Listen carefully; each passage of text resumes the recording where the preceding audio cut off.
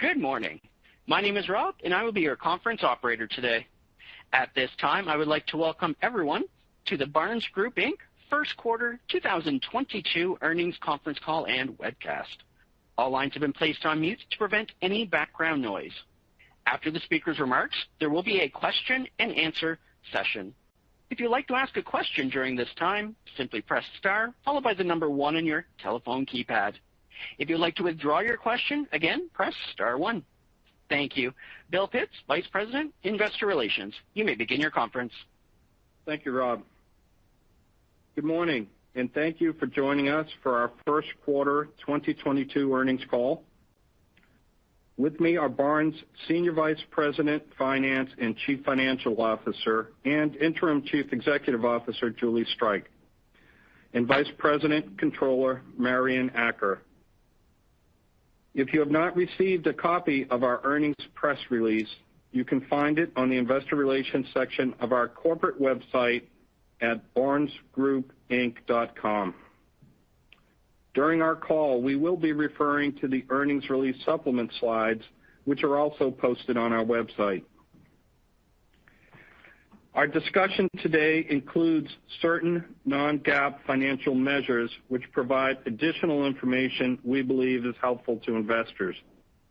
These measures have been reconciled to the related GAAP measures in accordance with SEC regulations. You will find a reconciliation table on our website as part of our press release and in the Form 8-K submitted to the Securities and Exchange Commission. Be advised that certain statements we make on today's call, both during the opening remarks and during the question and answer session, may be forward-looking statements as defined in the Private Securities Litigation Reform Act of 1995.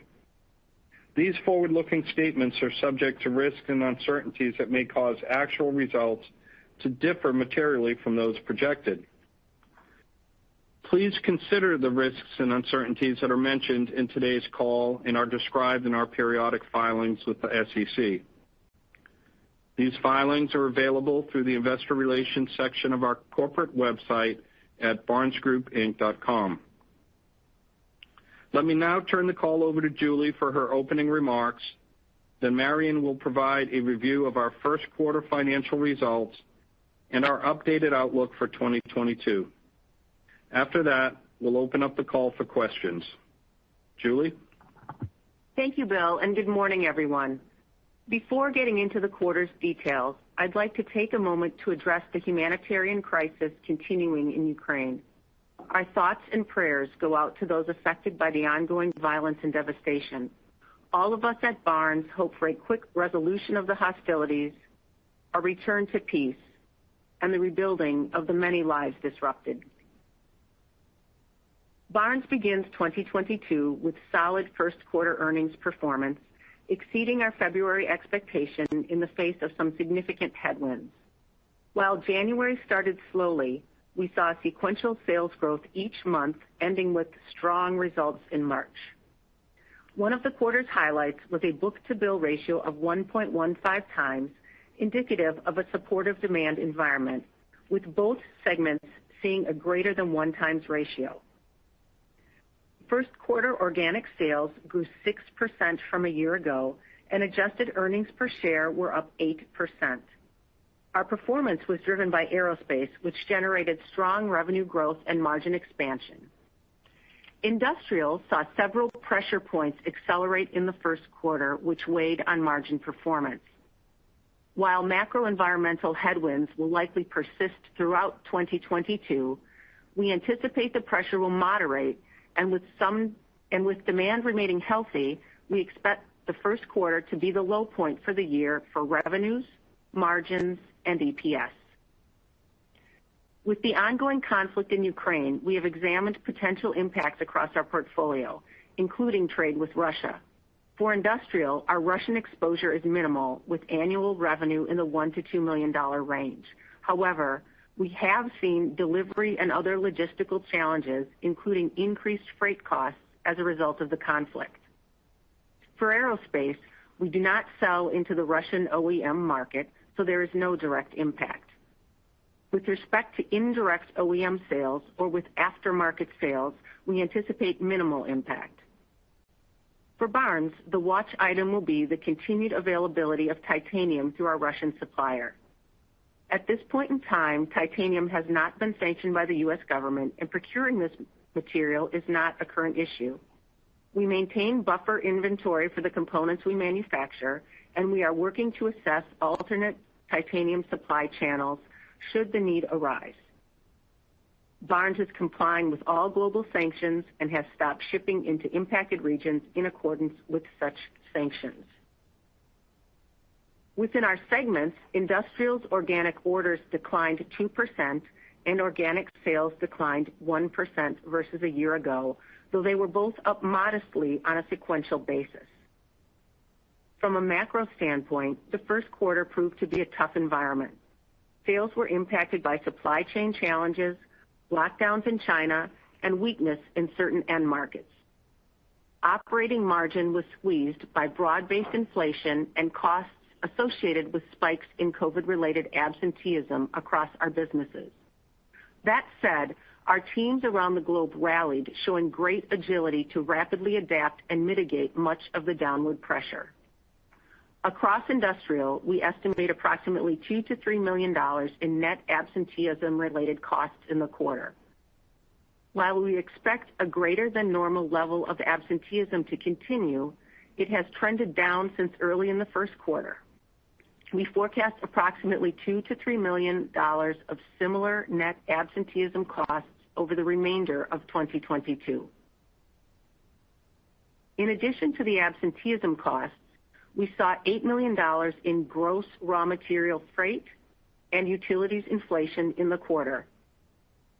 Through pricing and procurement actions, we were able to mitigate approximately $5 million, resulting in a net $3 million of inflation impact.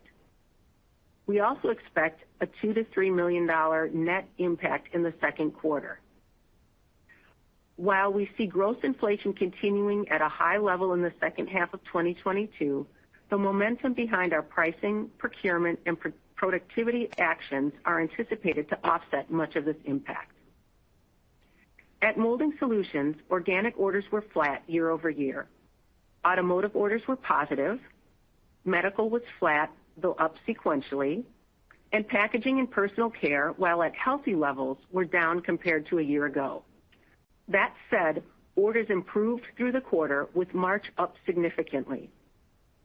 Organic sales decreased 2%, with personal care and general industrial down, and medical and packaging solidly up. For 2022, we continue to expect Molding Solutions organic sales growth to be up mid-single digits. At Force and Motion Control, organic orders were up 1% and organic sales up 3%. Our general industrial markets created the lift.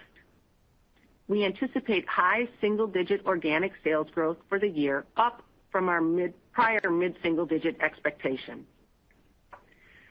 Engineered Components saw organic orders decline 11%, while organic sales decreased 3%. Automotive production markets were the primary driver, though interestingly, both automotive orders and sales improved considerably on a sequential basis, up more than 20%.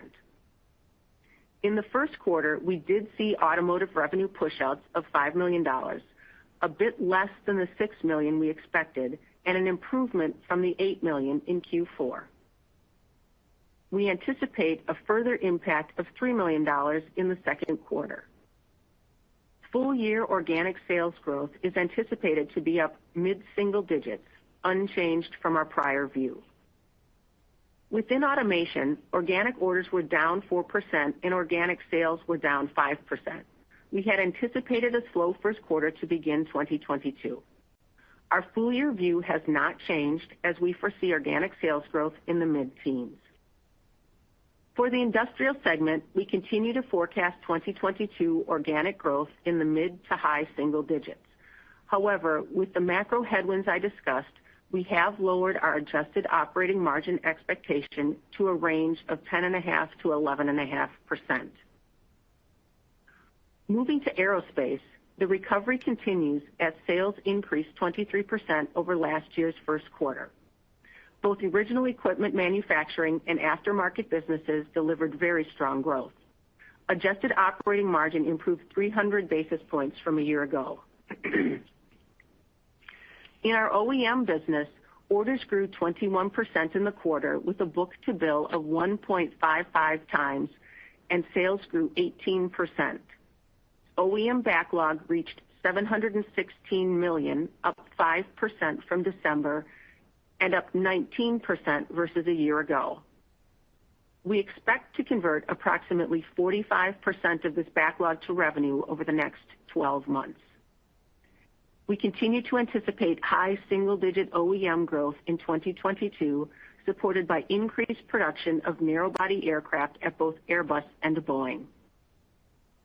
For the aftermarket, we generated 34% sales growth with MRO and RSP businesses delivering strong year-over-year performance, up 24% and 59% respectively.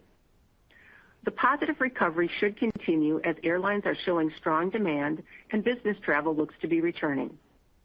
For the year, we anticipate sales growth for MRO to be in the high 20% range, with spare parts up in the low 20s, the latter an increase from our prior outlook. Aerospace adjusted operating margin is now forecast to be between 16.5% and 17.5%, a slight uptick benefiting from higher spare parts sales.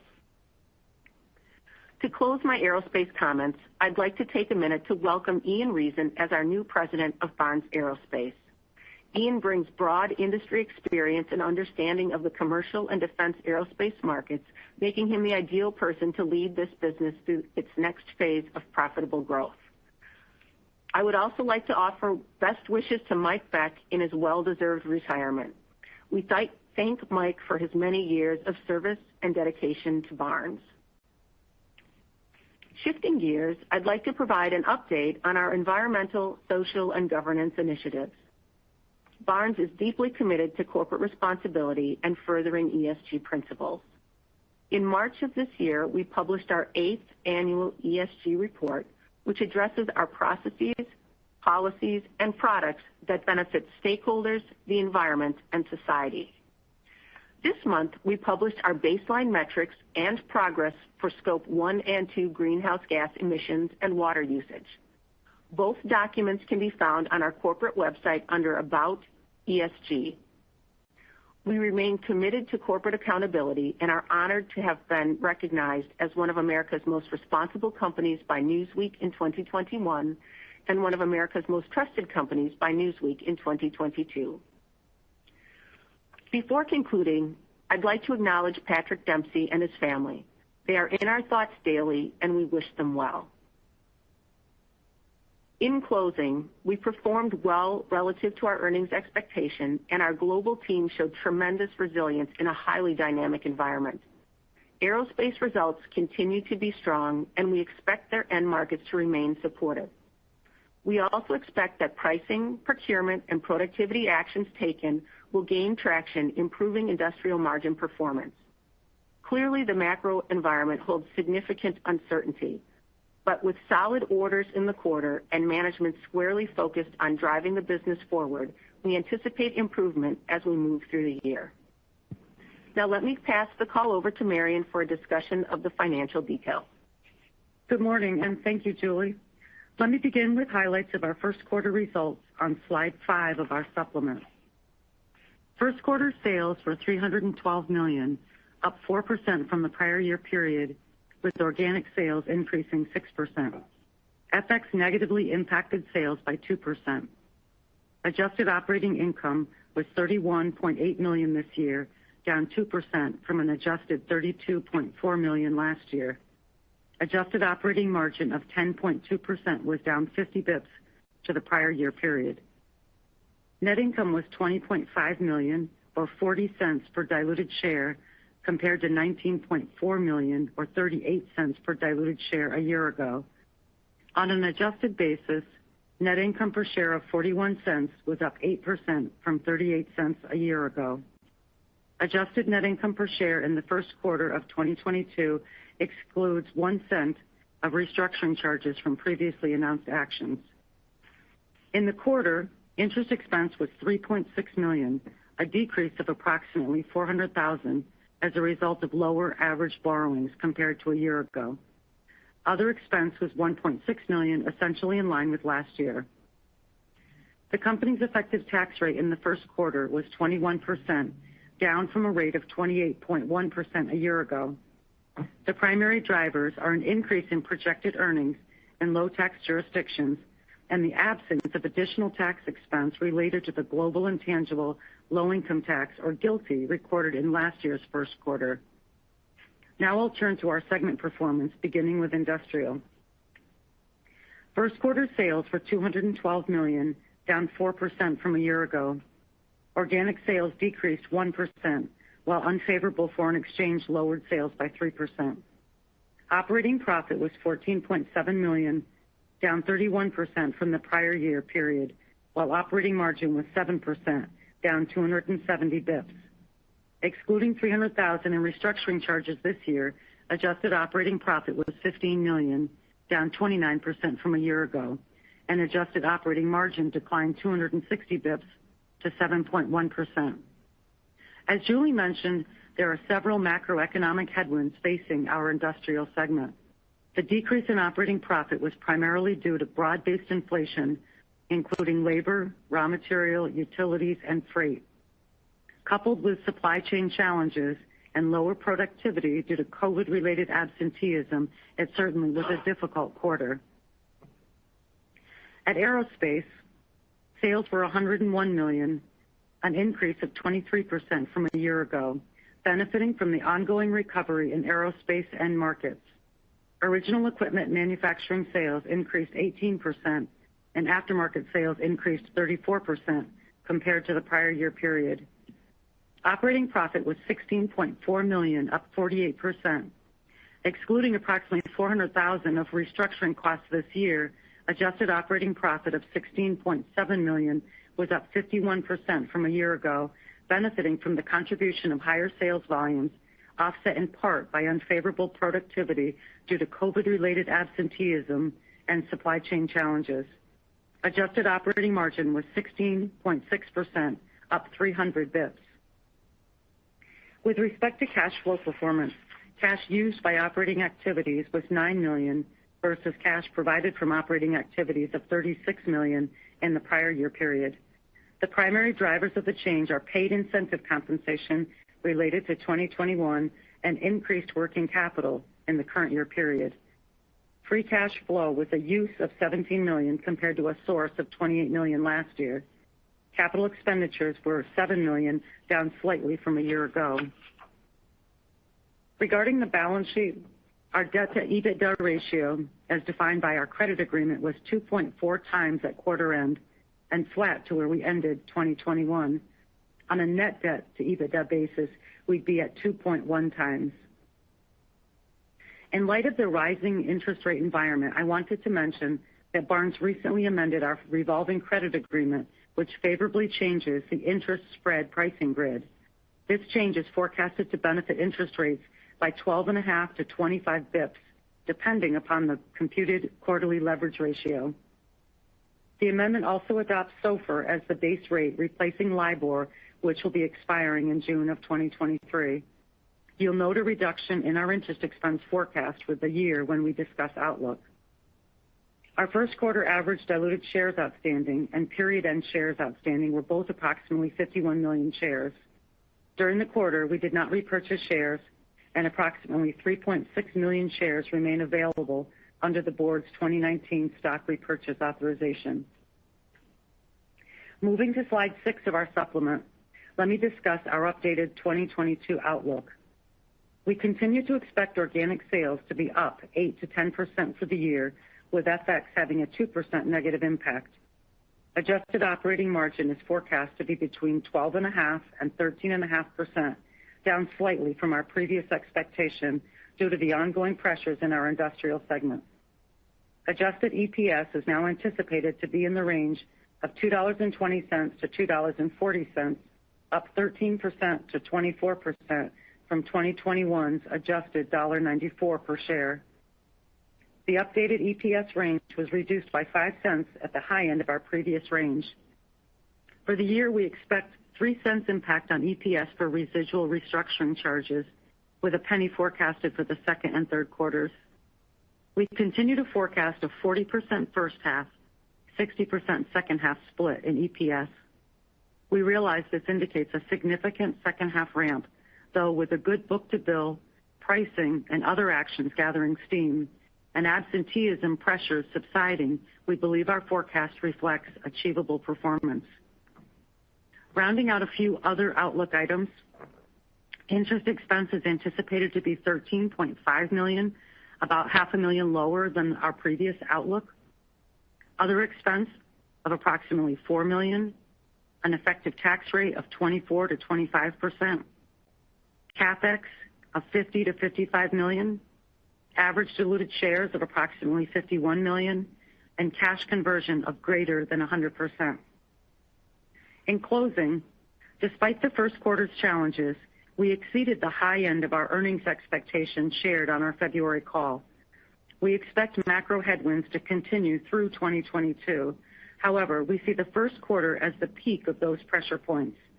Future quarters should benefit from the momentum of pricing and other actions taken to mitigate the impacts. Operator, we'll now open the call for questions. At this time, I would like to remind everyone, in order to ask a question, press star, then the number 1 on your telephone keypad. Your first question comes from the line of Christopher Glynn from Oppenheimer. Your line is open. Thanks. Good morning. Morning, Chris. Yeah, was curious on the titanium from Russia, potential impact if there's a major issue, timing to set up alternative supply. Maybe if you could just ring fence the extreme there. Sure. Thanks for the question, Chris. So we have already begun working with alternative suppliers so that we have a backstop ready should something happen. And as I mentioned, we also do have many months worth of buffer stock in our inventories, and we're partnering with our customers to talk to them about alternative sources and quality checks and what they would expect, or what they would accept, I apologize, should something happen.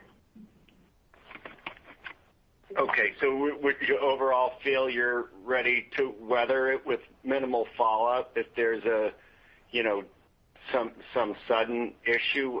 What proportion of your titanium is from the Russian source? It is our primary source. Okay, and you think you have backfills, pretty good prospects there?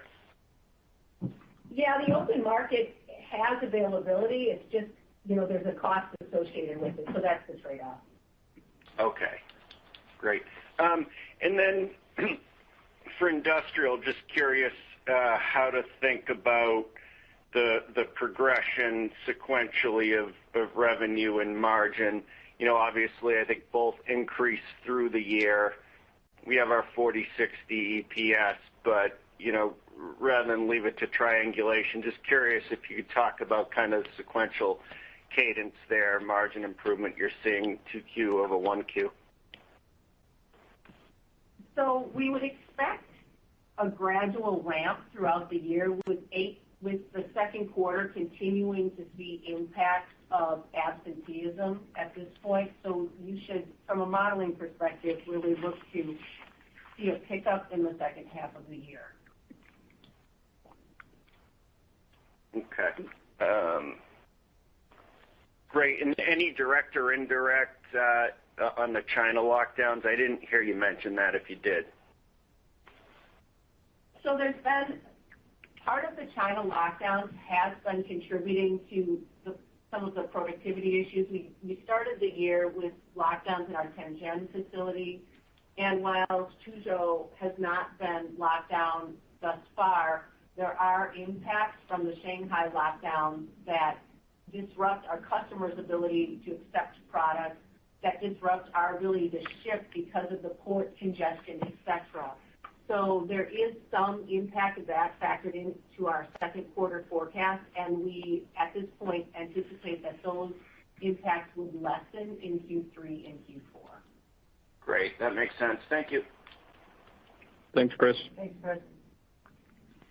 Your next question comes from the line of, bear with me, Sam Struhsaker from Truist Securities. Your line is open.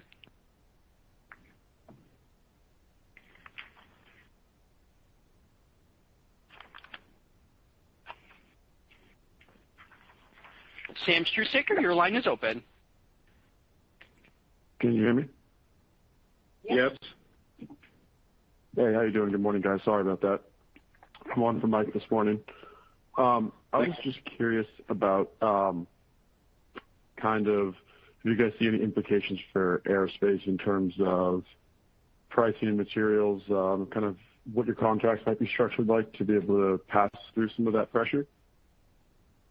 Yeah, thanks for the question, Sam. From an aerospace perspective, all of our long-term agreements have raw material pass-through, so we're really not facing the same headwinds on the aerospace side from inflation that we're seeing on the industrial side. Okay, great. And then you guys said you're okay on titanium, at least with your current kind of planning. Are there any other kind of materials that you guys are at all concerned about on the aerospace side or industrial too, I guess? There's been intermittent challenges with some of our basic supplies, nothing that's alarming. And then there's ongoing supply chain challenges with castings, but that's nothing new. And as of late, our castings have been flowing in respectively. So I would offer that there's really we don't have any major concerns that would disrupt our production at this point. Okay, great. Thank you. And then just one last one here. Seems like there's a possibility that with increased demand, supply chain could be getting a little bit worse. So just kind of curious how you guys are viewing that in relation to some of the confidence for industrial moving forward throughout the rest of the year. Can you repeat the first part of the question again, please? Yeah, sorry. Just with the possibility that it looks like supply chain could be potentially worsening given increase in demand moving forward throughout the rest of the year, how do you guys kind of gauge that with your confidence in industrial moving forward throughout the rest of the year? Yeah, no, we're definitely keeping a close eye on what's happening from a supply chain perspective, as I think, there's a lot of dynamics at play. What we're doing is increasing our buffer stock in some areas. We're looking for alternate supply sources for parts that may be in areas that could be more significantly impacted by shutdowns, as an example, if they were coming from China. And our logistics and procurement teams are just staying on top of everything as closely as they can to help mitigate that. That said, it's a dynamic environment and there is risk we could have some impacts. But I think the team leveraging our enterprise system is staying on top of the challenging environment. Yeah, and Sam, some of the indirect impacts or direct impacts of that Marion referred to as the increase in working capital impacting cash flow in the month. You can see on our balance sheet inventories have creeped up a bit, and part of that is in anticipation of what the supply chain may bring. Great, makes sense. Thank you very much, guys. Thank you. Thanks, Sam. Your next question comes from the line of Miles Walton from UBS. Your line is open. Hey, good morning. It's Lou Federal for Miles. Hey, good morning, Lou. Hey, Lou. Hey, Julie, Marion, Bill. I want to come back to the incentive comp. I just want to make sure, is there anything different about this year than prior years, or that used to spread it out and it's all in one quarter? Anything going on, I guess, just with that number? Yeah, Lou, this is Marion. So on the cash flow, what you see is the payout of the prior year incentive comp. So we pay out in the first quarter. So 2021 was a much better year. The payout we saw in 2022, of course, was higher than what we saw a year ago coming off 2020, the first year of COVID. Okay, good. Just want to make sure there's nothing abnormal in there. And then if we switch over to industrial, I guess Julie, I appreciate the commentary about you kind of had, I think you mentioned $8 million of sort of added costs, and you were able to sort of offset that with $5 million, still had an extra $3 million of impact. I guess as we think about that sort of going forward the rest of 22 and even into 23, does that make getting the margins up to that mid-teen level sort of incrementally more difficult? Is there anything else more you can do in that business? So there's a number of things we're focusing on. Clearly, as long as the inflationary headwinds continue, we're working to offset them, and it will have an impact. However, leveraging, again, the enterprise system, we're looking at how we take costs. We're focusing on what we can control. How do we take costs out of our system? How do we optimize flow through our facilities? How do we seek different sources? At this point, we do anticipate, as I mentioned, that in H2 we'll be at a net neutral position, and given the productivity we're driving, I have total confidence that the portfolio will get back to that mid-teen level, not in 2022, but going forward without question. We have the potential to be there. Okay, great. And then just on the aerospace side, is there the pull from your customers? I guess, are you seeing anything out of the ordinary? Are they pulling as expected? Is there any, again, I understand your supply chain, but you going out into their supply chain, is that sort of all things normal there on the OE side? Yeah, Lou, I haven't seen any kind of variance to what our expectations have been on the aerospace side, whether it's timing, nothing out of the ordinary. No. Okay, great. And then just one, Drew, just want to make sure I heard you correct, Mary. You said the other income was going to be $4 million this year instead of the $7 million previously? Correct. All right, good. Thank you very much. Thanks, Lou. Thanks, Lou. Your next question comes from the line of Sam Somerville from D.A. Davidson. Your line is open. Yeah, this is actually Matt. Good morning, Matt. Good morning. Hey, Matt.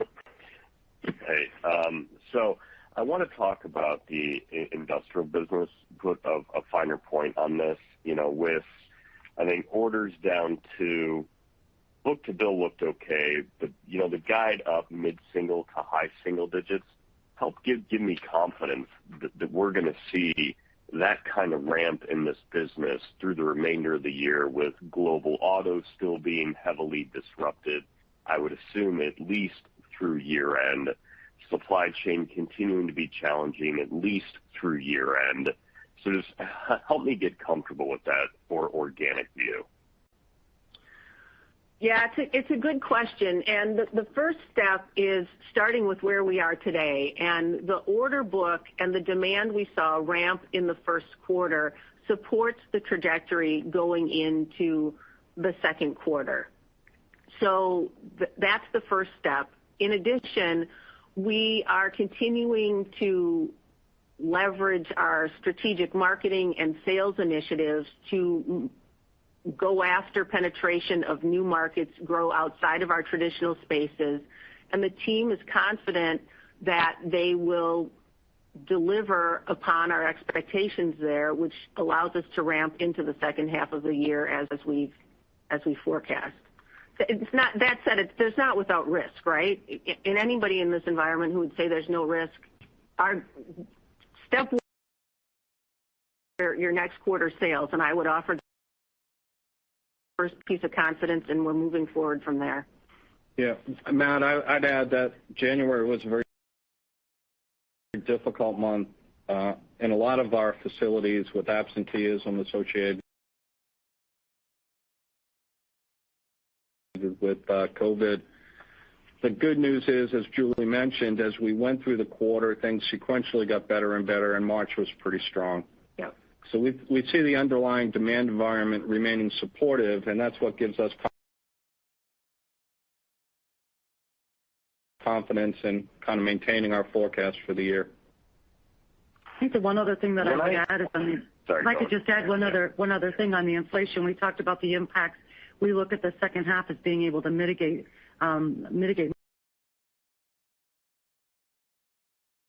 most of that given the pricing actions that are taking hold.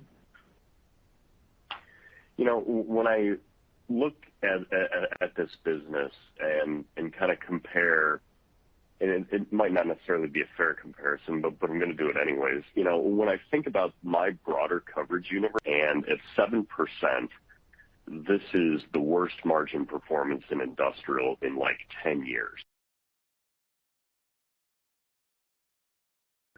I guess I'm really just trying to understand structurally, given you've migrated into automation, given how that molding solutions platform has.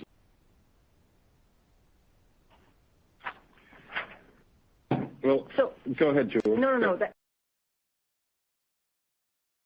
In time, but how we are, where we are, has a lot to do with the volume we see coming through the facilities, the inflation impacts. We were hit heavily by absenteeism. There's a level, Matt, that I'm sure you can appreciate of lost productivity when you have perhaps an entire cell out. We had locations that had up to 25% of the population out for COVID during parts of the quarter, earlier in the quarter, which significantly impacted our January performance. And while we quantified it as $2 million, which is about 100 basis points of margin in the quarter, my estimate is it could be ballpark a little bit higher than that. So we have the inflation that hit us, and the team did a great job with their recovery efforts. I don't want to underplay what the team did to offset our inflation.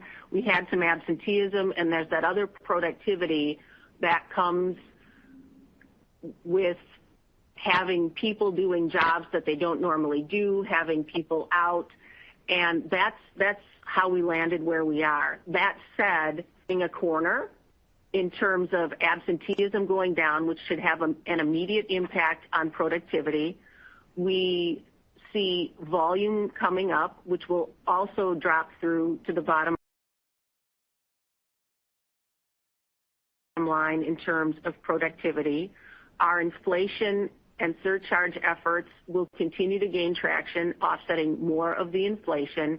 And we have our teams leveraging the operating system to double down our efforts in increasing our own internal productivity but that's where we're at. Understood. And then just one follow-up to make sure that I understand the titanium issue. I realize you source it from Russia. I'm sure that's been the case for a long time. How much titanium inventory do you have on hand now? And if you are forced to resource that from another supplier, would the same pass-through mechanism still be valid under that scenario, or would you be more open and susceptible to spot pricing in the market? Thank you. Thanks, Matt. So we have a substantial amount of buffer stock for titanium. And as I mentioned earlier, many of our contracts have passed through raw material pricing. So should we need to shift to more costly sources of titanium, the vast majority of that would be passed through via our contracts. Yeah, there are protections in the long-term agreements that we have, Matt. Okay, understood. Thank you, guys. Thank you. And there are no further questions at this time. Mr. Bill Pitts, I turn the call back over to you for some closing remarks. Thank you, Rob. We would like to thank you all for joining us this morning, and we look forward to speaking with you next on July 29th with our second quarter 2022 earnings conference call. Rob, we will now conclude today's call. This concludes today's conference call. Thank you for your participation. You may now disconnect.